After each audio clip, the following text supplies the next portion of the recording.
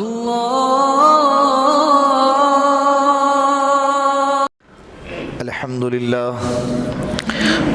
لله نحمده ونستعينه ونستغفره ونؤمن به ونتوكل عليه ونعوذ بالله من شرور أنفسنا ومن سيئات أعمالنا من يهده الله فلا مضل له ومن يضلله فلا هادي له ونشهد أن لا إله إلا الله وحده لا شريك له ونشهد أن سيدنا وسندنا وحبيبنا ومولانا محمدا عبده ورسوله أما بعد فقد قال الله تبارك وتعالى في القرآن المجيد والفرقان الحميد فأعوذ بالله من الشيطان الرجيم بسم الله الرحمن الرحيم الحمد لله رب العالمين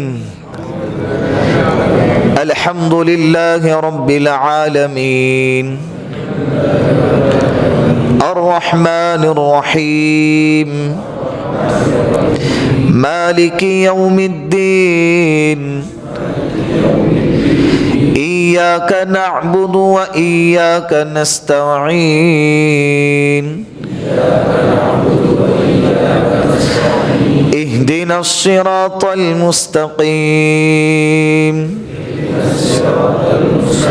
صراط الذين أنعمت عليهم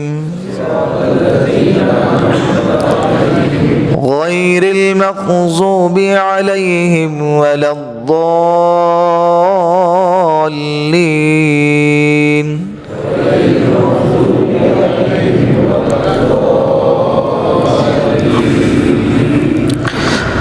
آمین۔ ترجمہ ساتھ میں کرے، کئی ہفتوں سے ترجمہ سن رہے ہیں۔ الحمدللہ رب العالمین، تمام تعریفیں اس اللہ کی جو سارے عالم کا پروردگار ہے۔ الرحمن الرحیم، جو سب پر رحم کرنے والا، بہت رحم کرنے والا ہے۔ مالک یوم الدین، اللہ وہ ہے جو بدلے کے دن کا مالک ہے۔ ایاک نعبد و ایاک نستعین، ہم تیری ہی عبادت کرتے ہیں اور تیری ہی عبادت کرتے رہیں گے۔ ہم تجھ ہی سے مدد طلب کرتے ہیں اور تجھ ہی سے مدد طلب کرتے رہیں گے۔ اہدنا الصراط المستقیم، ہمیں صراط مستقیم پر چلا۔ دوسرا ترجمہ، ہمیں سیدھے راستے پر چلا، ہمیں سیدھے راستے کی رہنمائی فرما۔ گزشتہ مجلس میں یہاں تک بات آئی تھی۔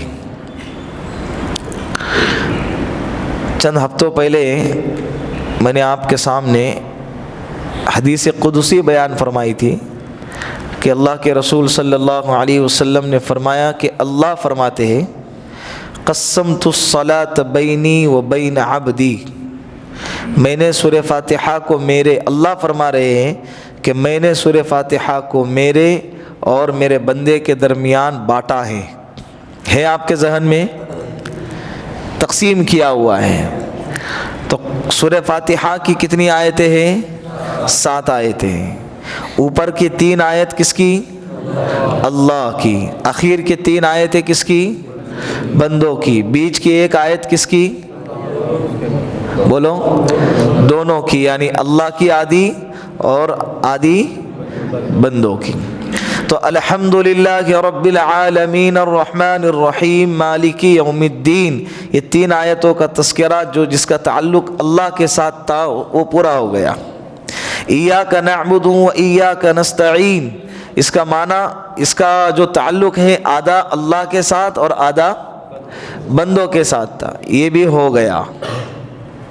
اللہ نے فرمایا کہ بینی و بین عبدی ولعبدی ما سأل، یہ جو ہے ایاک نعبد و ایاک نستعین، یہ میرے درمیان اور میرے بندے کے درمیان ہے، اور میرا بندہ جو مجھ سے مانگے گا اس کو عطا کیا جائے گا۔ ہے یہی بات آ گئی تھی سامنے۔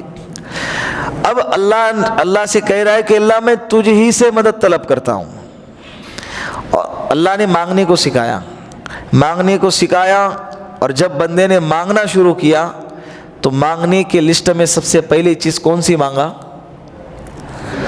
ہدایت مانگا۔ کیا مانگا؟ کیونکہ بہت لمبی لسٹ ہے اللہ سے مانگنے کی، وہ لمبی لسٹ میں اللہ سے سب سے پہلی چیز کیا مانگا؟ ہدایت مانگا۔ اللہ ہی نے سکھایا کہ کیا مانگنا چاہیے۔ کیوں؟ اس لیے کہ کروڑوں چیزیں ہیں مانگنے میں، لیکن اللہ نے بندوں کو سکھایا کہ ان تمام کروڑوں چیزوں میں سب سے اہم اگر کوئی چیز ہے تو وہ کیا ہے؟ ہدایت ہے۔ بندے کو دنیا مل جائے، بنگلہ مل جائے، گاڑی مل جائے، دنیا کی ساری عیش و عشرت مل جائے، اور اگر ہدایت نہ ملے تو بولو یہ بندہ کامیاب ہے؟ اسی لیے بندے سے فوراً مانگنے کو کہا کہ مانگ، کیا مانگ؟ ہدایت مانگ۔ اللہ کے رسول صلی اللہ علیہ وسلم نے ایک صحابی سے فرمایا وَإِذَا سألت فاسأل اللہ وَإِذَا اسْتَعَنْتَ فاستعن باللہ، جب تو اللہ سے سوال کرے، جب تو کسی سے سوال کرے تو اللہ سے سوال کر، جب تجھے کوئی چیز مانگنا ہو تو کس سے مانگ؟ اللہ سے مانگ۔ جب تجھے کسی چیز کی ضرورت ہے، کسی کو مدد کے لیے پکارنا ہے تو کس کو پکار؟ اللہ کو پکار۔ تو ہم نے اللہ کو پکارا، اہدنا الصراط المستقیم، اے اللہ ہمیں سیدھے راستے کی ہدایت عطا فرما۔ اب ہدایت کسے کہتے ہیں؟ ہدایت کے کیا معنی ہیں؟ ہدایت کے کتنے معنی ہیں، کتنے درجات ہیں؟ یہ گزشتہ مجلس میں اس کی اچھی خاصی تشریح آ گئی تھی، آپ کے ذہنوں میں ہوں گی کہ ہدایت کے، میں مختصر انداز میں وہ سبق دہرا رہا ہوں۔ ہدایت کے کتنے اقسام ہیں؟ 4 اقسام ہیں۔ سب سے پہلے تو ان 4 اقسام سے پہلے میں نے یہ کہا تھا کہ ہدایت کے 2 معنی ہیں، ایک اراءۃ الطریق اور ایک ایصال الی المطلوب۔ یہ میں نے آپ کو پڑھنے کے لیے کہا تھا، پڑھو میرے ساتھ میں، اراءۃ الطریق اور ایک ایصال الی المطلوب۔ اراءۃ الطریق کسے کہتے ہیں؟ پھر میں نے ایک مثال دی تھی کہ ایک بندہ کھراڑی بائی پاس سے ایڈریس پوچھ رہا ہے کہ جامع مسجد بیگ نگر جانا ہے، وہ کدھر ہے؟ اس بندے نے اس کو ایڈریس بتا دیا، کیا؟ سیدھا جا، پیٹرول پمپ آئیں گا، اس سے اور آگے جا، ایک سگنل آئیں گا، یو ٹرن مار، لیفٹ سائڈ میں آپ کو ایک بورڈ نظر آئے گا، تھوڑا اندر چلا جا، لیفٹ سائڈ میں آپ کو مسجد نظر آئیں گی۔ وہاں کھڑے کھڑے اس نے کیا کر دیا؟ ایڈریس بتا دیا۔ اس کو کہتے ہیں اراءۃ الطریق۔ اور دوسرا طریقہ ایصال الی المطلوب، بندے کو منزل تک پہنچا دینا۔ بھائی میں ادھر ہی جا رہا ہوں، چل میرے گاڑی پہ بیٹھ، میں تجھے وہیں چھوڑ دیتا ہوں۔ اس بندے نے اس کو مسجد کے گیٹ تک لا کر چھوڑ دیا۔ تو دونوں ہدایت میں اچھی ہدایت کون سی ہے؟ دوسرے والی۔ تو اللہ سے ہم ایصال الی المطلوب مانگیں گے، اے اللہ ہمیں صرف ہدایت کا راستہ مت بتا، اے اللہ تو ہمیں ہدایت کے منزل تک پہنچا دینا، ہدایت کے منزل تک ہمیں کیا کر دینا؟ پہنچا دینا۔ پھر ہدایت کے درجات 4 ہے، یہ میں نے گزشتہ مجلس میں فرمایا تھا۔ ہدایت کہا تھا، فرمایا تھا، کیا کہا تھا؟ ہدایت کے 4 اقسام ہیں، ایک ہدایت تکوینی، ایک ہدایت تشریعی، اور ایک ہدایت بالسبب۔ ماشاء اللہ، زبردست، بچے کو یاد رہا، الحمدللہ۔ ایک ہدایت تکوینی، ایک ہدایت تشریعی، اور ایک ہدایت بالسبب، اور چوتھے نمبر پر ہدایت بالجزاء۔ یہ 4 ہدایت کی مختصر سی تشریح گزشتہ ہفتے آپ کے سامنے آئی تھی۔ اور اللہ سے چاروں ہدایت مانگنا ہے، چاروں ہدایت ضروری ہے، چاروں ہدایت کیا ہے؟ ضروری ہے۔ سمجھ رہے؟ ہدایت تکوینی کا تعلق انسان، بندے، حیوانات، نباتات، جمادات، فرشتے، جنات، جانور، چرند پرند سب کے ساتھ ہے۔ اللہ نے جس چیز کو، اللہ فرما رہے کہ میں نے ہر چیز کو پیدا کیا اور اس کو ہدایت پر باقی رکھا۔ تو ہر چیز کی ایک اپنی اپنی ایک ہدایت ہے۔ پھر میں نے اس کی مثالیں بھی دی تھی، پتھر کی مثال دی، नारियल की मिसाल दी, दरख्त की मिसाल दी, आम के दरख्त की, नारियल के दरख्त की मिसाल दी। ये सारी मिसालें आपको गुज़िश्ता हफ्ते बताए गए। हिदायत तशरीई, इसका मुकल्लफ, इस हिदायत का मुकल्लफ सिर्फ दो ही मखलूक हैं, एक इंसान और जिन्नात। ये इसका ताल्लुक़ जानवरों के साथ नहीं है। जानवरों के साथ, जानवरों को नमाज़ पढ़ने का हुक्म नहीं है, जानवरों को ज़कात और रोज़े का हुक्म नहीं है। जानवरों को आपने कभी देखा है कि जानवर हज करने के लिए निकले हैं? क्योंकि वो शरीयत का हुक्म है और शरीयत के अहकाम के मुकल्लफ इंसान और जिन्नात हैं, बाकी की मखलूक नहीं है। समझ रहे? फरिश्ते भी मुकल्लफ नहीं है। फरिश्ते ये खादिम हैं, फरिश्तों को मामूर किया गया है अपने अपने अलग अलग काम से।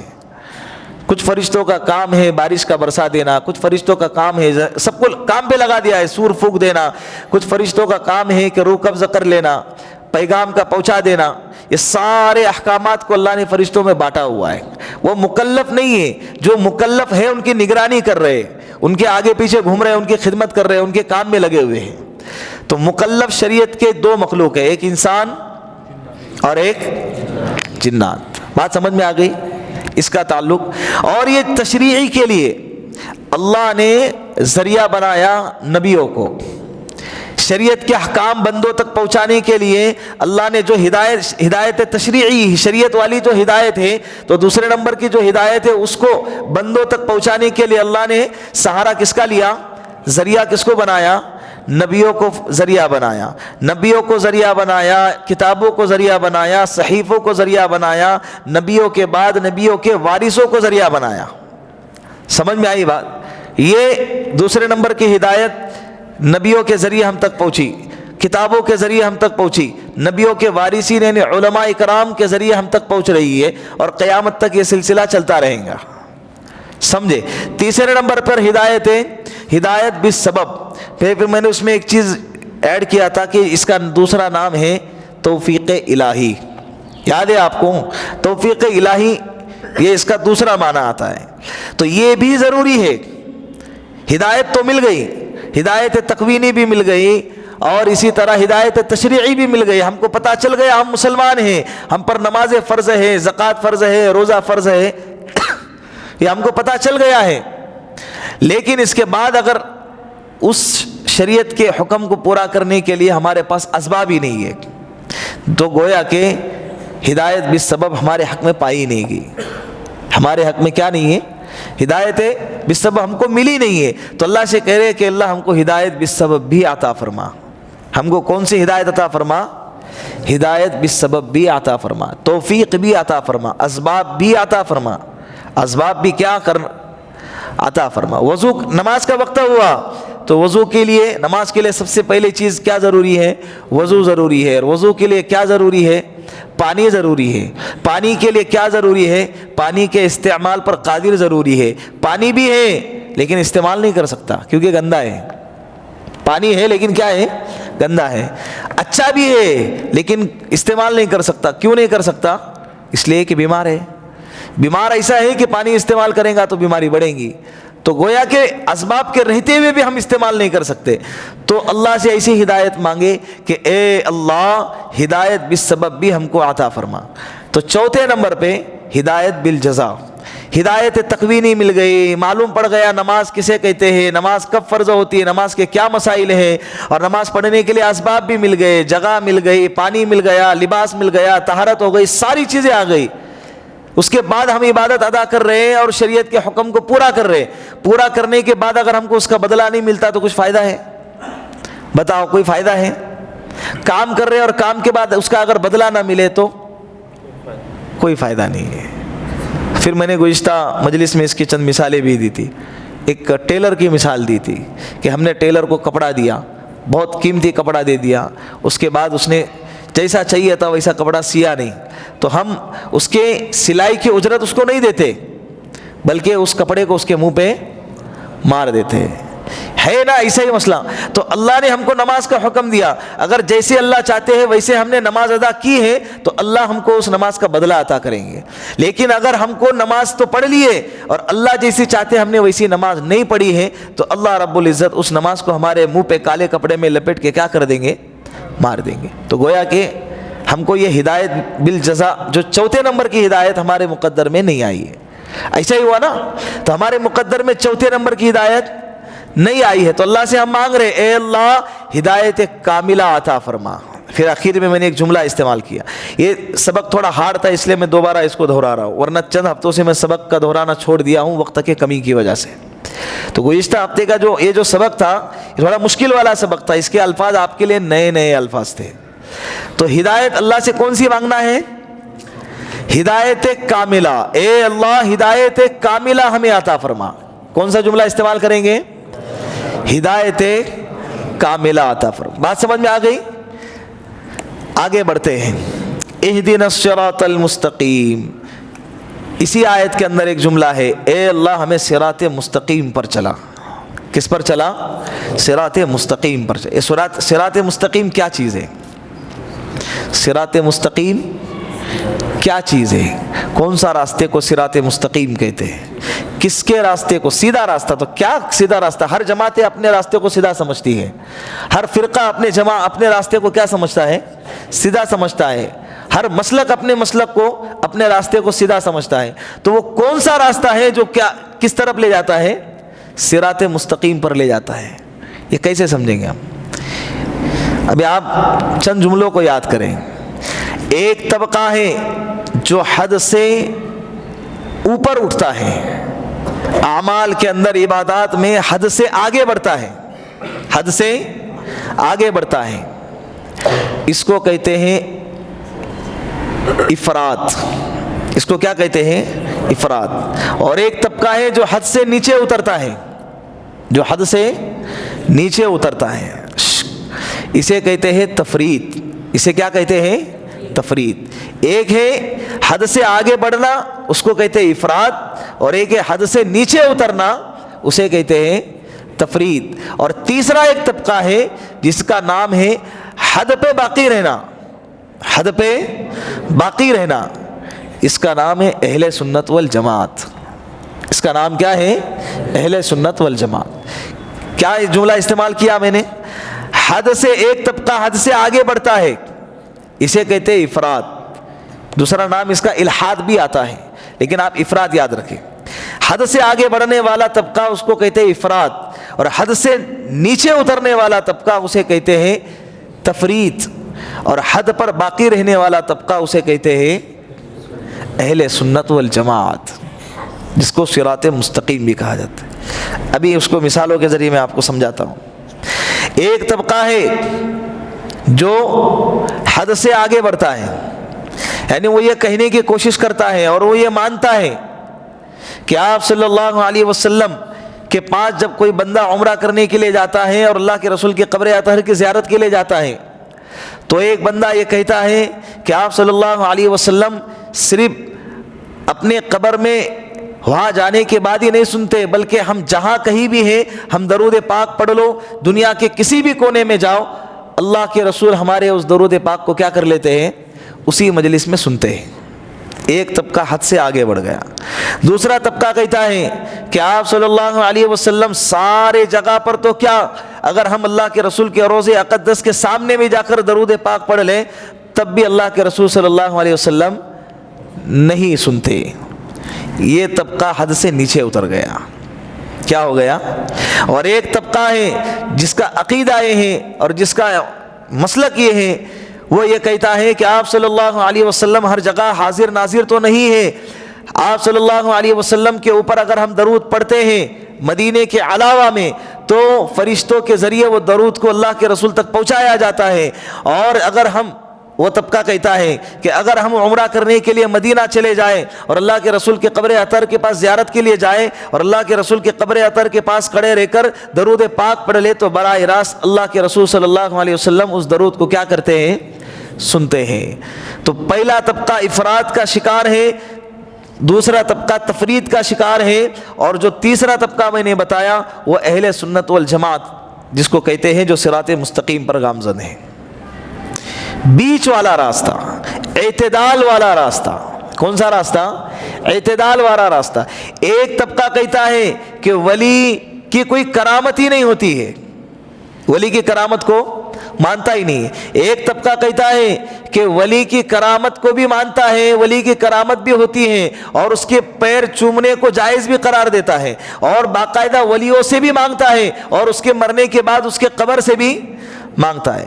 پہلے طبقے نے ولی کی سراسر ولایت کا بھی اور اس کے کرامت کا بھی انکار کر دیا، وہ حد سے آگے بڑھ گیا۔ اور ایک طبقہ ہے جس نے ولی کی ولایت کو بھی مانا، اس کے کرامت کو بھی مانا اور ماننے کے ساتھ ساتھ اس کے پیر چومنے کو جائز بھی قرار دیا اور باقاعدہ ولی سے مانگنے لگ گیا۔ ولی اگر مر گیا تو ولی کے قبروں سے مانگنے لگا، یہ حد سے نیچے اتر گیا۔ ایک طبقہ ہے جو یہ کہتا ہے، جس کا عقیدہ ہے کہ ولی کے ہاتھوں سے اللہ کرامت ظاہر کرتے ہیں، اس کی کرامت کو مانتا ہے لیکن ولی کے پیر چومنے کو جائز قرار نہیں دیتا ہے اور ولی سے مانگنے کو جائز قرار نہیں دیتا ہے۔ یہ جو تیسرا طبقہ یہ اعتدال پہ ہے۔ میں ان طبقوں کا نام نہیں لے رہا ہے، آپ ان کے ظاہری اعتبار سے ان کی علامات کو سمجھ جائیں، ان کی علامات کو کیا کرتے جائیں۔ ایک طبقہ ہے جو یہ کہتا ہے کہ ٹوپی پہننا، ٹوپی کے بغیر، عمامے کے بغیر نماز ہو جاتی ہے، ٹوپی کا چھوڑ دینا دین ہے، ٹوپی کا چھوڑ دینا اور عمامے کا چھوڑ دینا اور سر کو خالی رکھنا یہ کیا ہے؟ دین ہے۔ اور ایک طبقہ کہتا ہے کہ ٹوپی پہننا اور ٹوپی کے بعد عمامہ پہننا، عمامے میں ہرے کلر کا ہونا، سفید کلر کا ہونا، کالے کلر کا ہونا، اس پر جھگڑا بھی کرتا ہے۔ اور ایک طبقہ ایسا ہے جو ٹوپی کے پہننے کو عبادت سے سمجھتا ہے لیکن اس کے کلر پر جھگڑا کرتا نہیں ہے۔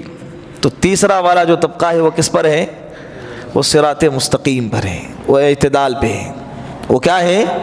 ایک طبقہ ہے جو نبی کے معجزات کا تو قائل ہے لیکن وہ ساتھ میں یہ کہتا ہے کہ آپ صلی اللہ علیہ وسلم معجزات کے ساتھ ساتھ نبیوں پر معجزات ظاہر تو ہوتے ہیں لیکن نبی ساتھ ساتھ مختار کل بھی ہوتے ہیں، مختار جس کو ہر چیز کا اختیار دیا گیا ہو۔ اور ایک طبقہ وہ ہے جو یہ کہتا ہے کہ نبیوں کے ہاتھ پر کوئی معجزات نہیں ہوتے، ان کے معجزات کا قائل نہیں ہے۔ تیسرا طبقہ ہے جو یہ کہتا ہے کہ نبیوں کے معجزات ہوتے ہیں لیکن نبی مختار کل نہیں ہوتا۔ تیسرا طبقہ اعتدال پر ہے۔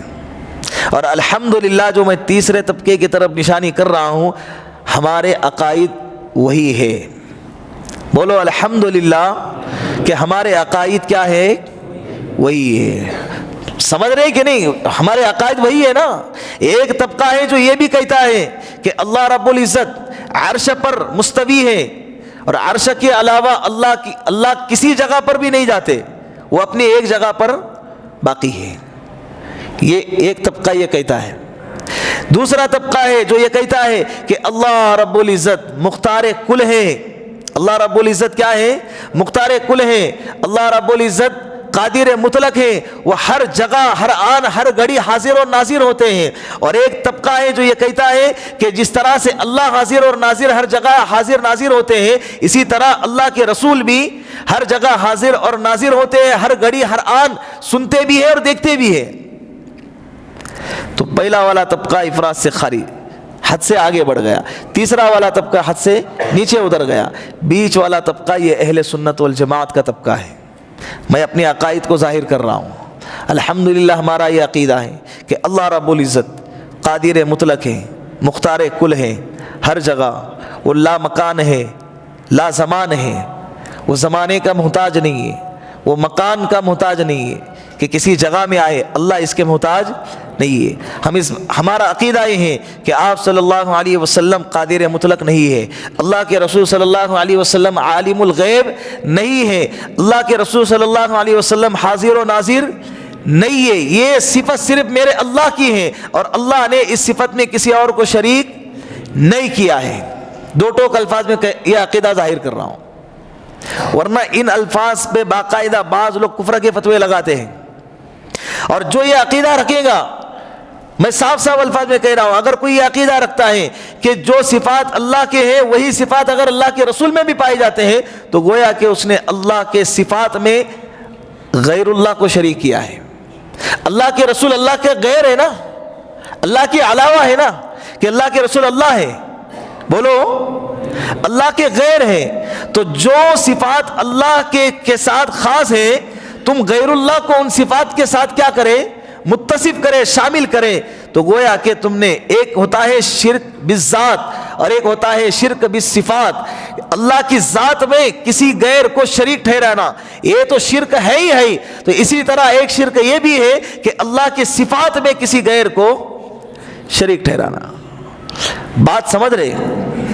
اسی لیے نہ ہم اللہ کے ذات میں کسی کو شریک ٹھہراتے ہیں، نہ اللہ کے صفات میں کسی کو شریک ٹھہراتے۔ اس کے بے شمار مثالیں ہیں۔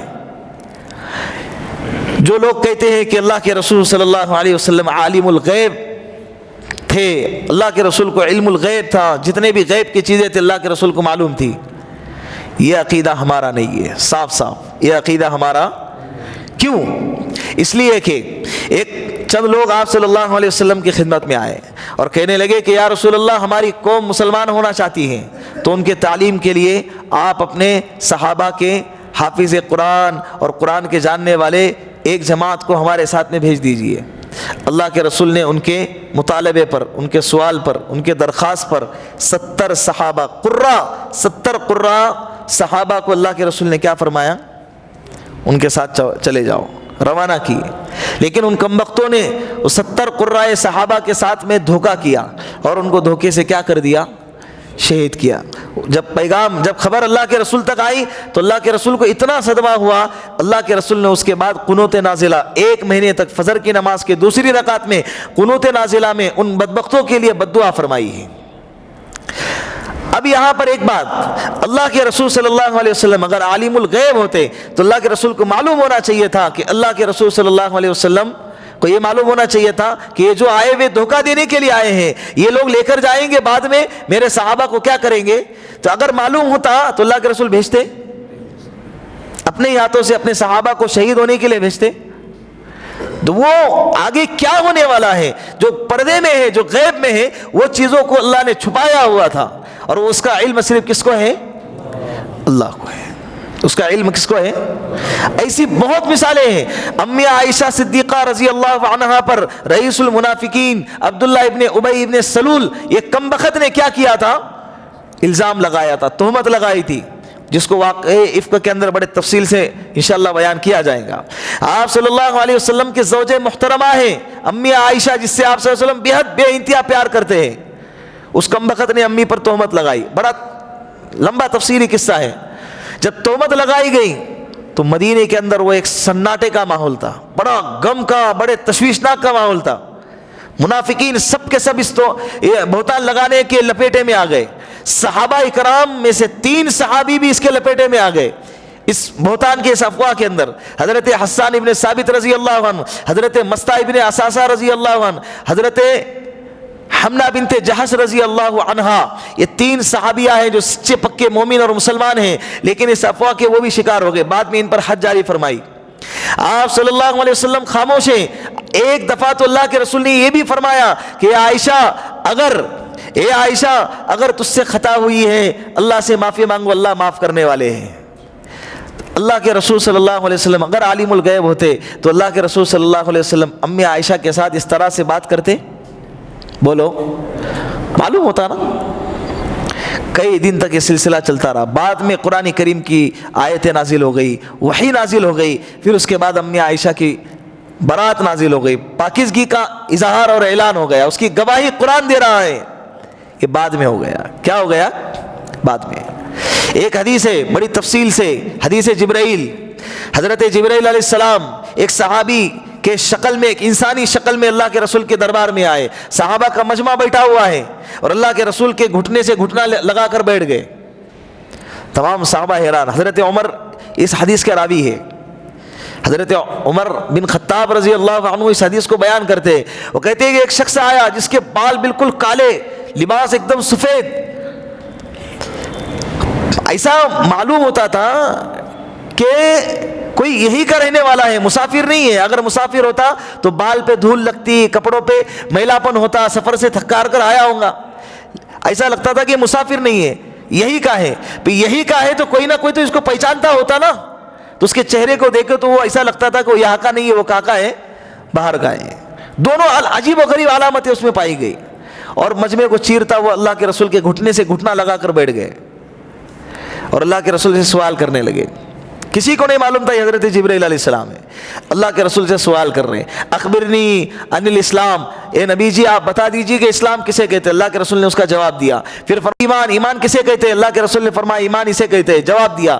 تیسرا سوال کیا اخبرنی عن الاحسان، احسان کسے کہتے ہیں؟ اللہ کے رسول نے اس کا جواب دیا، جواب دیے. پھر چوتھا سوال کیا اس شخص نے، حضرت جبرائیل علیہ السلام نے جو انسانی شکل میں آئے تھے، انہوں نے چوتھا سوال کیے اخبرنی عن الساعہ، اے اللہ کے رسول مجھے بتائیے کہ قیامت کب آئیں گی. اللہ کے رسول نے کیا فرمایا؟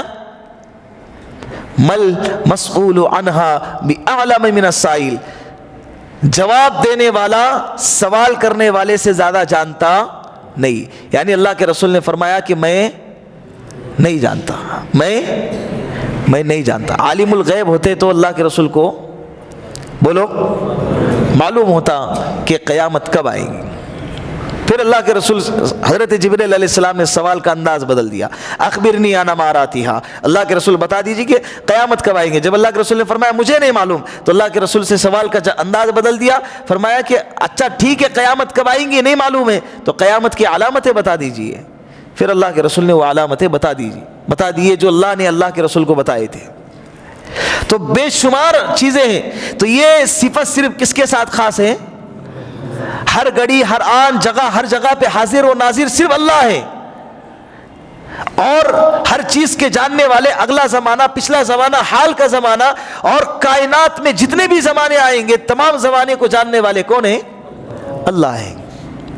ایک طبقہ اتنا حد سے آگے بڑھ گیا، اتنا طبقہ حد سے آگے بڑھ گیا وہ کہ غوث پاک کو بھی ہر جگہ پہ حاضر ناظر ماننے لگا. غوث پاک کو بھی ہر جگہ پہ حاضر اور ناظر ماننے لگا. کیونکہ بندہ جب حد سے آگے بڑھے گا نا تو حد سے آگے بڑھے گا تو اس کے بڑھنے کی کوئی لمٹ نہیں رہتی ہے. پھر وہ بے لگام بن جاتا ہے، بے لگام ہو جاتا ہے. باقاعدہ وہ اپنے مجلسوں کے اندر یہ تصور کرتے ہیں جب 11ویں شریف مناتے ہیں، چھٹی مناتے ہیں، غوث پاک کی چھٹی منانا، تو گویا کہ جس گھر میں چراغاں کیا جائے گا، جس گھر میں فاتحہ پڑھی جائیں گی، اس گھر میں غوث پاک بذات خود آتے ہیں سننے کے لیے. نعوذ باللہ، استغفر اللہ، یہ عقیدہ ہے ان کا. وہ ایک ویڈیو آپ نے دیکھا ہوگا نا کہ اسٹیج پہ مقرر صاحب بیان کر رہے اور پورا اسٹیج بھرا ہوا ہے، جوش میں تقریر کرتے ہوئے اچانک اسٹیج کیا ہو گیا؟ ٹوٹ گیا، پورا مجمع ایک ساتھ نیچے بڑھ گیا. تو جو مقرر صاحب تھے پہلے تو دیکھے کہ زندہ ہے کہ گئے، چند سیکنڈ کے لیے وہ اپنے آپ کو محسوس کرنے لگے. جب ان کو احساس ہو گیا کہ زندہ ہے تو پھر مجمع سے کہا کہ بیٹھو نیچے بیٹھو، یہ اسٹیج غوث پاک کے ہاتھ میں ہے، اس کو کچھ نہیں ہوگا. ہے سنے کہ نہیں؟ دیکھے ہوں گے آپ. یہ عقیدہ شرکیہ نہیں تو کیا ہے بتاؤ؟ غوث پاک نے اس اسٹیج کو پکڑا ہوا ہے. کس نے پکڑا ہوا ہے؟ ہر چیز کے قادر کون ہے؟ ہر جگہ پہ حاضر ناظر کون ہے؟ حد سے اگر حد چھوڑو گے نا پھر اس کی کوئی لمٹ، شیطان تمہارے کو ایسی جگہ تک لے کر جائے گا جہاں پر ایمان ختم ہو جائے گا، جہاں پر آپ کا ایمان کیا ہو جائے گا؟ ختم ہو جائے. اسی لیے ایمان، عقائد، اس کو بچانا بے حد ضروری ہے. عقائد کی حفاظت کیا ہے؟ بے حد ضروری ہے. قبر پرستی اسلام میں اس کا تصور ہی نہیں ہے. قبروں کی زیارت کی ترغیب دی گئی ہے لیکن قبر پرستی اسلام میں نہیں ہے. اس لیے عرب میں دیکھیں گے آپ جنت البقیع میں اللہ آپ کو بار بار لے جائے، جنت البقیع ہے، جنت المعلی ہے، سارے قبریں اکثر و بیشتر اس میں صحابہ کی قبریں بھی ہے. 10,000 سے زائد صحابہ کی قبریں ہیں مسجد جنت البقیع میں، لیکن کسی قبر پہ کوئی تختی لگی ہوئی نہیں. قبر پہ کوئی بہت بڑی عمارت، یہاں پر 2 منزلہ عمارت ہوتی ہے، کیسی عمارت ایسی چڑھائی بھی ہوتی ہے ایسا لگتا ہے کوئی بنگلہ ہے کہ نہیں ہے. کئی دفعہ تو ایسا ہوتا ہے کہ مزار تو ہے لیکن اندر حضرت نہیں ہے، حضرت کی جگہ کوئی اور ہی ہے. حضرت کی جگہ کئی مثالیں ایسے آپ پڑھو آپ کو ملے گا، لیکن کیا ہے، چل گئی سو چل گئی. لوگ جس کو اندھی تقلید کہتے ہیں بغیر تحقیق کے، یا ایھا الذین آمنوا ان جاءکم فاسق بنبأ فتبینوا. قرآن تو کہتا ہے کہ ایمان والو جب تمہارے پاس کوئی فاسق خبر لے کر آ جائے نا، فاسق فاجر، تو اس کی تحقیق کیا کرو. تحقیق کرو، معلوم کرو. حالانکہ ہم کو 100% یقین ہے کہ اس روز اقدس میں، روز اطہر میں آپ صلی اللہ علیہ وسلم آرام فرمائے ہیں. اس کے باوجود اللہ کے رسول نے ہم کو اس جگہ پہ سجدہ کرنے سے منع کیا، یقین کے باوجود. تو باقی کس کے قبر پہ ہم سجدہ کریں گے؟ نہیں کر سکتے نا، ہم کر ہی نہیں سکتے. تو اسی کا نام تو صراط مستقیم ہے. اسی کا نام تو کیا ہے کہ اے اللہ ہم کو اعتدال کے راستے پہ چلانا، اعتدال کے راستے کی ہدایت عطا فرمانا. ہم اللہ سے روزانہ نماز میں کیا مانگتے ہیں؟ جو حضرات درگاہوں پہ جاتے ہیں اور منتیں مانگتے ہیں غیر اللہ کے سامنے، غیر اللہ کے نام پہ چڑھاوا کرتے ہیں، نظر و نیاز کرتے ہیں، وہ حضرات بھی نماز کے اندر اللہ سے کہتے ہیں کہ اہدنا الصراط المستقیم، اور ان کی زندگی صراط مستقیم سے ہٹی ہوئی ہے. ان کی زندگی کیا ہے؟ صراط مستقیم سے ہٹی ہوئی ہے. میں نے کہا نا کہ اے اللہ ہدایت کا راستہ دکھا، ہدایت کے راستے پر چلا اور ہدایت کے راستے پہ باقی رکھ. دکھانا بھی، چلانا بھی اور باقی بھی رکھنا، یہ تینوں چیزیں ضروری ہے. صرف ہدایت کا راستہ دکھ تو رہا ہے لیکن ہم اس پہ چلتے نہیں ہیں تو یہ ہدایت بھی کام کی نہیں ہے. ہدایت کا راستہ دکھ رہا ہے، ہم اس پہ چل بھی رہے ہیں لیکن موت تک اس پہ باقی نہیں رہ رہے تو یہ ہدایت بھی ہمارے لیے نجات کے لیے کافی نہیں ہے. بات سمجھ میں آ گئی؟ صراط المستقیم. ابھی میں بات کو اور آگے بڑھاتا ہوں، بہت اس کے اندر بہت لمبی بحث ہے. آپ اتنے اکتاہٹ کے شکار نہ ہو جائے اس کے لیے میں بات کو کیا کر دیتا ہوں آگے. صراط الذین انعمت علیہم، صراط مستقیم، اے اللہ ہمیں سیدھے راستے پر چلا. اللہ نے آگے واضح کر دیا کس کا سیدھا راستہ، کون لوگ ہیں جو سیدھے راستے پر چلے ہیں. صراط الذین انعمت علیہم، اے اللہ ان لوگوں کا راستہ جن پر تو نے انعام فرمایا. کن لوگوں کا راستہ؟ ان لوگوں کا راستہ جن پر تو نے کیا فرمایا ہے؟ انعام فرمایا ہے. کن پر انعام فرمایا اللہ نے؟ کن پر انعام فرمایا؟ کیونکہ اکثر و بیشتر لوگ جو ہے، کئی جماعتیں بٹی ہوئی ہے، کئی مسالک بٹے ہوئے ہیں، کئی فرقے بنے ہوئے ہیں اور ہر ایک سمجھتا ہے کہ ہم سیدھے راستے پر ہیں. ہم کیا ہیں؟ سیدھے. یہی سمجھتا ہے نا سیدھے راستے پر ہے. اللہ نے کہا صراط الذین انعمت علیہم، جو صراط الذین انعمت علیہم پر چلے گا وہ بندہ سیدھے راستے پر ہے، وہ جماعت سیدھے راستے پر ہے. اللہ نے ان لوگوں پر انعام، کس پر انعام فرمایا اللہ نے؟ سورہ نساء میں اللہ نے اس کی وضاحت فرمائی ہے. وَمَن يُطِعِ اللَّهَ وَالرَّسُولَ فَأُولَٰئِكَ مَعَ الَّذِينَ أَنْعَمَ اللَّهُ عَلَيْهِمْ مِنَ النَّبِيِّينَ وَالصِّدِّيقِينَ وَالشُّهَدَاءِ وَالصَّالِحِينَ وَحَسُنَ أُولَٰئِكَ رَفِيقًا.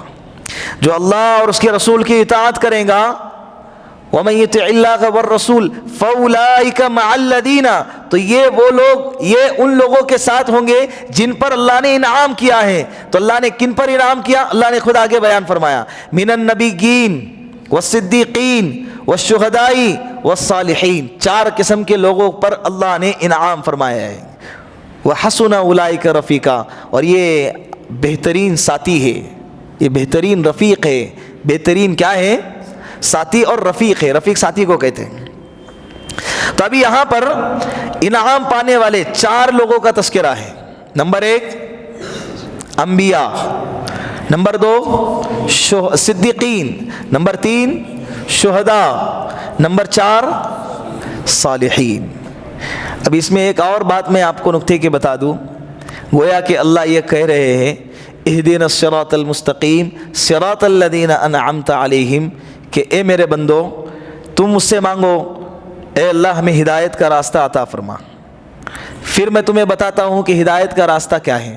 ہدایت کا راستہ وہ ہے جن پر میں نے انعام کیا ہے. کس پر انعام کیا ہے؟ ان 4 لوگوں پر انعام کیا ہے. ان کے راستے پر اگر تم چلو گے تو گویا کہ تم کس پر ہے؟ ہدایت پر ہے، صراط مستقیم پر ہے. تو گویا کہ اللہ رب العزت ہم کو اس آیت کریمہ میں تقلید کا حکم دیتا ہے. کس کا حکم دیتا ہے؟ بولو، تقلید کا حکم دیتا ہے. ہم مقلد ہیں. ہم کیا ہیں؟ مقلد ہیں، غیر مقلد نہیں ہیں. ہم بے راہ روی کی زندگی نہیں گزارتے. ہم لاوارث نہیں ہیں. ہم لاوارث نہیں ہے. الحمدللہ ہم مقلد ہیں. بولو الحمدللہ ہم کیا ہے؟ مقلد ہے. مارکیٹ میں آج کل کیا چل رہا ہے؟ لوگوں کو علماء سے کٹاؤ، اولیاء کرام سے کٹا دو، صحابہ سے کٹا دو، اور شہداء سے کٹا دو، ائمہ سے کٹا دو، صدیقین سے کٹا دو، اور لیبل لگاؤ اللہ کا اور اللہ کے رسول کا. اور امت کو ان سب تمام پیچھے کے بیچ ہدایت کے اسباب، ہدایت کے جو راستے ہیں نا، جن واسطوں سے ہدایت ہم تک ملی ہے، وہ تمام واسطوں کو کیا کر دو؟ سائڈ سے ہٹا دو، اور لیبل لگاؤ اللہ اس کے رسول کا، اور امت کو گمراہ کر دو. مارکیٹ میں آج کل بہت تیزی کے ساتھ یہ چل رہا ہے، بہت تیزی سے یہ جس طرح سے ابھی مثال کے طور پر سنتور صابن بہت چلتا ہے مارکیٹ میں سنتور کا صابن بہت چلتا ہے، بہت بکتا ہے. ابھی لکس والا یہ سوچنے لگا کہ یار مجھے اپنا پروڈکٹ لانچ کرنا ہے. ابھی اگر ڈائریکٹ لانچ کروں گا تو لوگ سنتور کے عادی ہے، تو میرا کوئی مال خریدے گا نہیں. تو میرا مال مارکیٹ میں لانے سے پہلے لکس والا کیا کرتا ہے معلوم ہے؟ سنتور کی برائی مارکیٹ میں پھیلا دیتا ہے. اس میں سور کی چربی ہے، اس میں پھلا کی ہڈی ہے، اس میں پھلا کا مادہ ہے، اس میں یہ ہے، اور اس میں وہ کیمیکل ملا ہوا ہے. لوگ اب سنتور صابن سے دور رہنے لگے.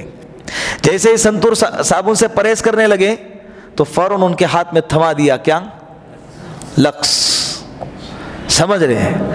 امت علماء سے جڑی ہوئی ہے، امت کو علماء سے کاٹنا ہے. امت ائمہ مجتہدین امام ابو حنیفہ، امام شافعی، امام مالک اور امام احمد بن حنبل رحمۃ اللہ علیہ سے جڑی ہوئی ہے. امت کو ان سے کاٹنا ہے، ان کو اپنا پروڈکٹ بیچنا ہے، اپنی منمانی چیزیں ان کے سامنے لے کر آنا تھا. لیکن کوئی سن ہی نہیں رہا ہے. فوراً کہہ رہا ہے کہ بھائی ہم تو امام ابو حنیفہ کے مقلد ہیں، ہم امام شافعی کی تقلید کرتے ہیں، ہم امام مالک کے پیچھے چلتے ہیں، ہم امام احمد کے پیچھے چلتے ہیں. تو ان کا پروڈکٹ بک رہا تھا؟ بالکل کوئی لے نہیں رہا تھا. تو انہوں نے برائی کرنا شروع کر دی ہے. امام ابو حنیفہ یہ ایسے ہے، ان کی تقلید کرنا شرک ہے. امام ابو حنیفہ کو 17 حدیثیں یاد تھی. امام شافعی رحمۃ اللہ علیہ کی تقلید کرنا شرک ہے. امام مالک کی تقلید کرنا شرک ہے. امام احمد کی تقلید کرنا شرک ہے. یہ سارے لوگوں کو اتنا بھڑکایا ان کا. اور ایک ایسی مثال پیش کر دی کہ تم کون سی نماز پڑھتے ہو؟ محمدی نماز پڑھتے ہو کیا حنفی نماز پڑھتے ہو؟ امام ابو حنیفہ کی طرز پہ نماز پڑھتے ہو؟ سامنے والا بندہ بھی کنفیوز ہو جانا چاہیے کہ یار بات تو صحیح ہے، ہم کو کس کی نماز پڑھنی چاہیے؟ محمد صلی اللہ علیہ وسلم کی نماز پڑھنی چاہیے. یہ کیا اچانک یہ حنفی نماز پڑھ رہے ہیں، یہ کیا اچانک شافعی نماز پڑھ رہے ہیں، یہ کیا اچانک مالک کی نماز پڑھ رہے ہیں؟ تو اب ائمہ سے سب کو کاٹ دیا. اللہ اس کے رسول کا لیبل لگا رہے. لیبل تو بڑا پیارا ہے، لیکن وہ ایک گمراہی کا ایک بہت بڑا لیبل ہے، گمراہی کا ایک بہت بڑا سبب ہے، گمراہی کا ایک بہت بڑا ہتھیار ہے، جس کے اکثر و بیشتر طبقے کو انہوں نے کیا کیا ہے؟ گمراہی کے دہانے پر لا کر کھڑا کر دیا ہے. بات سمجھ رہے؟ میں آپ کو سمجھاتا ہوں وہ کیسے. جیسے ایک سوال کر رہا ہے ایک بندہ کہ آپ مہاراشٹر کے ہیں یا پونا کے ہیں؟ آپ مہاراشٹر کے ہیں یا آپ کیا جواب دیں گے اس کو؟ کیا جواب دیں گے؟ یہ کہوں گے کہ بھائی آپ کا سوال ہی غلط ہے. آپ کا سوال یہ ہوتا کہ آپ مہاراشٹر کے ہیں یا گجرات کے ہیں یا یو پی کے ہیں یا ایم پی کے. یہ سوال ہوتا تو ہم جواب دیتے کہ ہم مہاراشٹر کے ہیں. سمجھ رہے ہیں؟ یہ سوال اگر یہ کرتا کہ آپ اگر پونا کے ہیں یا بمبئی کا، تو جواب دیتے ہم پونا کے. یہ سوال صحیح تھا. سامنے والا سوال کر رہا کہ آپ محمدی ہے کہ حنفی ہے، سوال ہی غلط ہے. امام ابو حنیفہ نے کب کہا کہ میں نے جو باتیں بتائی ہے اس کی تقلید کرو؟ امام ابو حنیفہ کا یہ جملہ ہے سب سے بڑا. انہوں نے کہا کہ اگر میرا کوئی مسئلہ اور میری کوئی بات اگر رسول اللہ صلی اللہ علیہ وسلم کے حدیث سے اور ان کے باتوں سے اگر ٹکرائے اور ان کی مخالفت کرنے لگے، تو میں تم سے کہتا ہوں کہ میری باتوں کو کچرے کے ڈھیر کے اندر ڈال دینا اور اللہ کے رسول صلی اللہ علیہ وسلم کی باتوں کی تقلید کرنا. یہ ان کا جملہ ہے. لاکھوں حدیثوں کے حافظ تھے امام ابو حنیفہ رحمۃ اللہ علیہ. تم جن کا بار بار نام لیتے ہو نا، امام بخاری رحمۃ اللہ علیہ، امام بخاری رحمۃ اللہ علیہ بہت بڑے محدث تھے امام بخاری، ان کی عظمت سر آنکھوں پہ ہے. لیکن امام بخاری رحمۃ اللہ علیہ امام ابو حنیفہ کے شاگرد ہے. کون ہے؟ امام بخاری رحمۃ اللہ علیہ 2 واسطوں کے بعد شاگرد کے شاگرد گویا کہ امام ابو حنیفہ امام بخاری رحمۃ اللہ علیہ کے پردادا ہو گئے. پردادا کو نہیں مانتے اور کیا کر رہے؟ پوتے کو مان رہے. اور رہی بات بخاری کا حوالہ پیش کرتے ہیں تو اللہ کے رسول صلی اللہ علیہ وسلم کے زمانے میں، صحابہ کے زمانے میں جس طرح سے امام بخاری شریف دو پٹوں کے درمیان محفوظ ہے، جس طرح سے جس انداز سے جس عنوانات کے ساتھ ہم تک آئی ہے، ویسے انداز سے اللہ کے رسول کے زمانے میں تھی، بکری ہوئی تھی نا. تو تم حوالہ پیش کرو ڈائریکٹ کہ اللہ کے رسول نے فرمایا، نہیں کر سکتے، کیونکہ جو بیچ میں واسطہ ہے نا کہ یہ فلاں نے مجھ کو حدیث بیان کی، فلاں کو فلاں نے بیان کی، فلاں کو فلاں نے بیان کی، فلاں کو فلاں صحابی نے بیان کی، اور فلاں صحابی کو رسول اللہ صلی اللہ علیہ وسلم نے، یہ واسطے کا نام ہی تقلید ہے. واسطے کا نام کیا ہے؟ تقلید ہے. ادھر ادھر بھٹکے نہیں، اس کے لیے امت کو 4 اماموں کے پیچھے لگا دیا ہے. اور اللہ نے کرم کیا ہے، اختلاف العلماء رحمت، امت کا علماء کا طبقے کا اختلاف کیا ہے، امت کے لیے رحمت ہے. اور اللہ نے ہمارے لیے 4 راستے کھولے ہیں. 4 راستے جب انسان کے پاس جانے کے لیے ہوتے ہیں تو منزل تک پہنچنا اس کے لیے کیا ہو جاتا ہے؟ آسان ہو جاتا ہے. لیکن اس میں ایک شرط لگائی ہے کہ جب ایک راستہ منزل کو پانے کے لیے تم نے متعین کر لیا، پکڑ لیا، تو اب آخر تک اسی راستے پر آپ کو چلنا ہے. اگر امام ابو حنیفہ کی تقلید کرتے ہیں تو آخر تک امام ابو حنیفہ ہی کی تقلید کرنا پڑے گا. اللہ نے ہمارے لیے آسانیاں پیدا کی ہیں. اور اس میں ایک اور حکمت ہے کہ اللہ کے رسول کی جتنے بھی طریقے ہیں تمام طریقے کو باقی رکھنا تھا. اللہ کے رسول نے رفع دین بھی کیا ہے، اللہ کے رسول نے رفع دین چھوڑا بھی ہے، اللہ کے رسول نے زور سے آمین بھی پڑھا ہے سورہ فاتحہ کے بعد. اللہ کے رسول نے زور سے آمین نہیں بھی پڑھا، آہستہ سے بھی آمین پڑھا ہے. تو امام شافعی رحمۃ اللہ علیہ نے اللہ کے رسول کے اس ادا کو لیا ہے جو ادا کیا ہے، زور سے آمین پڑھنے کی ہے. امام ابو حنیفہ نے اللہ کے رسول کی اس ادا کو لیا ہے جو ادا کیا ہے، سورہ فاتحہ کو آہستہ پڑھنے، آمین کو آہستہ سے پڑھنے کی ہے. اللہ کے رسول نے نماز کے اندر سورہ فاتحہ پڑھی بھی ہے، اور سورہ فاتحہ آخری کے جو فرض نماز کے بعد ہے. اللہ کے رسول کے جو احادیث ہے، 2 قسم کی احادیث ہیں، ایک حدیث پر امام شافعی نے عمل کیا اور ایک حدیث پر امام ابو حنیفہ نے عمل کیا. اس کی تفسیر انشاءاللہ جب موقع آئے گا، ابھی اس کے مسائل آگے آنے والے ہیں. سورہ فاتحہ جب ختم ہوں گا تو اس کے بعد سورہ فاتحہ کے مسائل آئیں گے. تو اللہ کے رسول صلی اللہ علیہ وسلم کے تمام طریقوں کو امت میں محفوظ کرنا تھا تو اللہ نے 4 ائمہ کو بانٹا ہے. 4 ائمہ نے اللہ کے رسول کے الگ الگ طریقے کو لیا ہے. تو وہ طریقے، ایک طبقہ امام اللہ کے رسول کے ایک ادا پر عمل کرتا ہے، ایک طبقہ اللہ کے رسول کے دوسرے ادا پر عمل کرتا ہے. اور اس سے ایک بات یہ ہے کہ قیامت تک اللہ کے رسول کے تمام ادا کیا ہوں گے؟ باقی رہیں گے، محفوظ رہیں گے، اور اس پر کوئی نہ کوئی عمل کرتا ہی رہے گا. یہ اللہ کے رسول صلی اللہ علیہ وسلم کا معجزہ ہے، اللہ کے رسول کی چیزوں کی حفاظت ہے جو اللہ کر رہے ہیں. اچانک ایک طبقہ اٹھتا ہے اور امت کو بہت بڑی گمراہی میں داخل کر دیتا ہے نا. حضرت عمر رضی اللہ عنہ کے بارے میں آتا ہے. حضرت عمر رضی اللہ، اس کی بہت لمبے دلائل ہیں، انشاءاللہ پھر کبھی جب اس کا وقت آئے گا تو اس کو بیان کیا جائے. میں مختصر ایک مثال دے کے بات ختم کر دیتا. حضرت عمر رضی اللہ عنہ کا جب دور آیا، انہوں نے دیکھا کہ لوگ اپنے اپنے گھروں میں تراویح پڑھ رہے ہیں، انفرادی طور پر نماز تراویح پڑھ رہے ہیں. تو اللہ کے رسول صلی اللہ علیہ وسلم کے جانے کے بعد، حضرت ابو بکر صدیق کے جانے کے بعد، حضرت عمر بن خطاب رضی اللہ عنہ نے تمام صحابہ کو اکٹھا مسجد نبوی میں جمع کیا اور سب کو جماعت کے ساتھ 2 امام متعین فرمائے. ایک حضرت عبی ابن کعب، دوسرے حضرت عبداللہ ابن ام مکتوم رضی اللہ عنہما. یہ دونوں صحابہ سے فرمایا کہ امت کو 20 رکعت تراویح کی نماز پڑھانا ہے. امت کو 20 رکعت تراویح پر جمع کرنے والے کون ہیں؟ حضرت عمر بن خطاب رضی اللہ عنہ. اللہ کے رسول نے بھی 20 پڑھی ہے، حضرت ابو بکر نے بھی پڑھی ہے. وہ امام بخاری شریف میں بھی حدیث موجود ہے، لیکن اس کا کیا کلام ہے انشاءاللہ جب اس کا مسئلہ سامنے آئے گا تو اس وقت ہم اس پر بحث کی جائیں گی. ابھی یہاں پر یہ لوگ کیا کہتے ہیں کہ اللہ کے رسول نے پوری زندگی 8 رکعت نماز قیام اللیل پڑھی ہے اور 3 رکعت وتر پڑھی ہے، اس طرح سے گویا کہ 11 رکعت نماز پڑھی ہے. اب حضرت عمر رضی اللہ عنہ نے جو کام شروع کیا ہے وہ اس کو بدعت کا نام دیتے ہیں کہ انہوں نے ایک نئی بدعت، یہ تو عمر کی بدعت عمری ہے. وہ کیا جملہ استعمال کرتے ہیں کہ یہ بدعت عمری ہے. کتنی بڑی جہالت ہے، کتنی بڑی گمراہی کی بات ہے. حضرت عمر رضی اللہ عنہ نے جتنا دین کو سمجھا ہے تم نے ان سے زیادہ سمجھا. حضرت عمر رضی اللہ عنہ نے جس وقت میں، جس دور میں جس ماحول کے اندر 20 رکعت تراویح پر امت کو جمع کیا، اور صرف مسجد نبوی میں نہیں بلکہ وہ جب حکم جاری کیا ہے تو تمام مدینے کے جتنے بھی مساجد تھے تمام مساجد کے اندر 20 رکعت تراویح کی نماز ہوتی تھی۔ مکہ المکرمہ میں جتنے بھی مساجد تھے تمام مساجد کے اندر 20 رکعت تراویح کی نماز ہوتی تھی۔ اس وقت میں ہزاروں کی تعداد صحابہ کی زندہ تھی، حضرت عثمان غنی بھی زندہ تھے، حضرت علی بھی زندہ تھے، حضرت عبد الرحمن بن عوف بھی زندہ تھے، حضرت طلحہ بن عبید اللہ، حضرت سعد بن ابی وقاص، یہ عشرہ مبشرہ، حضرت ابو بکر صدیق کے علاوہ تمام صحابہ اس وقت میں موجود تھے، لیکن کسی ایک کی ہمت نہیں ہوئی ان کو منع کرنے کی کہ جو کام اللہ کے رسول نے نہیں کیا وہ آپ کیوں کر رہے ہیں؟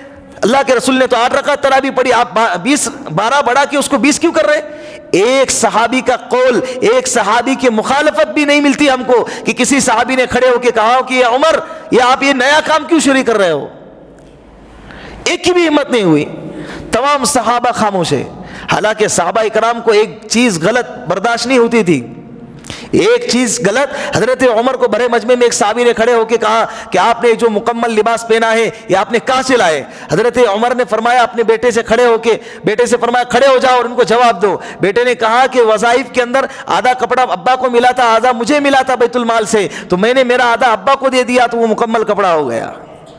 ایک لباس آدھا کہاں سے آیا اس پر صحابہ نے سوال اٹھایا ہے۔ تو دین اور شریعت کی بات 12 رکعت بڑھائی گئی، صحابہ خاموش ہے، ان کو دین سمجھ میں نہیں آیا ہے، ان کو زیادہ دین سمجھ میں آتا ہے، یہ زیادہ عبادت کے شوقین ہیں اور اللہ کے رسول سے محبت کرنے والے صحابہ نہیں تھے۔ ایک کون سا امت کو کون سے طبقے میں اور کون سی گمراہی میں لا کر کھڑا کر رہے ہو؟ 12 رکعت نمازیں چھوڑ دی جاتی ہیں، 8 رکعت جس مسجد کے اندر بعض لوگ ایسے ہوتے ہیں 8 رکعت پڑھتے ہیں اور 8 رکعت کے بعد صفوں کو چیرتے ہوئے باہر نکل جاتے ہیں۔ مجھے تو لگتا ہے کہ اللہ ان کو بھگا دیتے ہیں۔ 8 رکعت ہو گئی نا، تجھے آگے پڑھنا ہی نہیں، چل نکل۔ کل قیامت کے دن اللہ نے اگر پوچھ لیا کہ اللہ نے اگر بندوں سے پوچھا کہ بندو میں نے تو 8 رکعت تراویح تم پر لازم کی تھی تو تم نے 8 رکعت تراویح پڑھی کہ نہیں پڑھی؟ تو ہم 20 رکعت والے وہ 20 رکعت میں سے 8 اٹھا کر کیا کریں گے؟ دے دیں گے، اے اللہ اے لو 8، باقی کی 12 نفل پکڑو۔ لیکن اگر اللہ نے یہ سوال کر لیا کہ اے بندو میں نے تم پر 20 رکعت تراویح لازم کی تھی، کہاں ہے 20؟ تو جو 20 پڑھتا تھا وہ 20 اٹھا کے اے میرے اللہ اے لو 20، لیکن جو 8 پڑھتا تھا وہ باقی کے 12 کہاں سے لائیں گے؟ واپس آئیں گے دنیا میں، کہاں سے لائیں گے بتاؤ؟ یہ امت کو اعمال سے کاٹنے والا عمل ہے۔ یہ امت کو اعمال سے کیا کر رہا ہے؟ ٹوپی پہننا جائز ہے کیا؟ فرض ہے کیا؟ کیا سوال کرتے؟ بغیر ٹوپی کے مسجد میں آ کے اللہ کے رسول صلی اللہ علیہ وسلم کبھی بھی ننگے سر کوئی بھی نماز ننگے سر اللہ کے رسول صلی اللہ علیہ وسلم نے نہیں پڑھی ہے، سوائے احرام کی حالت کے۔ جب حالت احرام میں تھے اسی وقت اللہ کے رسول نے سر کو کھلا رکھا تھا، ورنہ باقی کوئی نماز، کوئی گھڑی کسی حدیث میں آپ کو نہیں ملے گی کہ جس میں اللہ کے رسول نے سر کو ننگا کر کے نماز پڑھا ہو۔ فرض ہے کیا؟ سنت ہے نا۔ سنت کس لیے رہتی ہے؟ چھوڑنے کے لیے؟ کس لیے رہتی؟ بتاؤ کس لیے رہتی ہے؟ بولو نا، کرنے کے لیے رہتی نا، تو کرو نا۔ پھر سنت ہے کیا؟ فرض ہے کیا؟ یہ والا مسئلہ امت کے دلوں کے اندر ایک شکوک اور شبہات اور تذبذب کے کیوں شکار کر رہے ہیں امت کو؟ اور اس کی ہوا ایک لہر چل پڑی ہے، دیکھا دیکھی میں ہمارے نوجوان بھی کیا کرتے ہیں، آتے اور سیدھا بغیر ٹوپی کے سب میں کھڑے ہو کے نماز پڑھتے ہیں، ایک عادت لگا دی ہے امت کو۔ تو صراط المستقیم کے معنی ہے اعتدال والا راستہ، صراط الذین انعمت علیہم کے معنی ہے ان لوگوں کا راستہ، نبیوں والا راستہ، صدیقین والا راستہ، شہداء والا راستہ، اور اسی طرح صالحین والا راستہ۔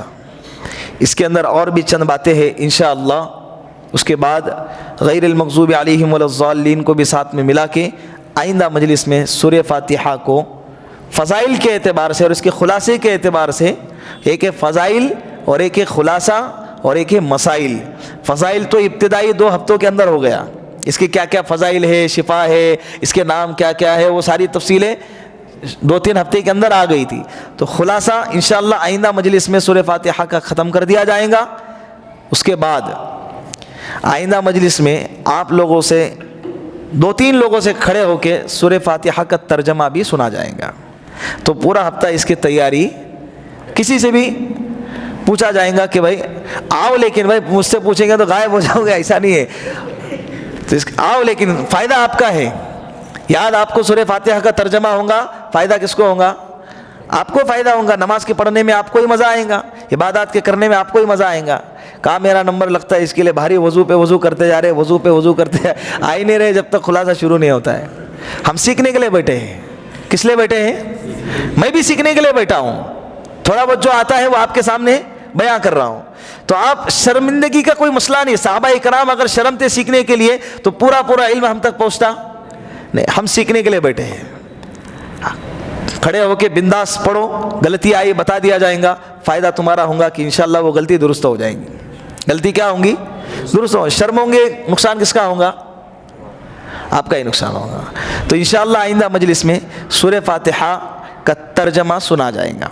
پھر اس کے بعد آئندہ مجلس میں تھوڑی سی کارگزاری میں پوچھوں گا. مالکی یوم الدین، پھر اس کے اندر بہت ساری تفسیر آئی تھی. الرحمن الرحیم کے اندر اس کے دو معنی بتایا تھا، تام الرحمہ، عام الرحمہ، دنیاوی اعتبار سے، اخروی اعتبار سے. پوچھا جائے گا. آیا ٹھیک ہے بتا دو، شاباش کی ملیں گے آپ کو. اور نہیں آیا تو کوئی مسئلہ نہیں. کیا کر سکتے آپ؟ سزا تو دے نہیں سکتے. وہ مرغا بنو مدرسے میں چلتا ہے. وہ کان پکڑو، بال مڑوا دو، کھڑے ہو جاؤ دھوپ میں، وہ ساری چیزیں مدارس میں چلتی ہے. یہاں پہ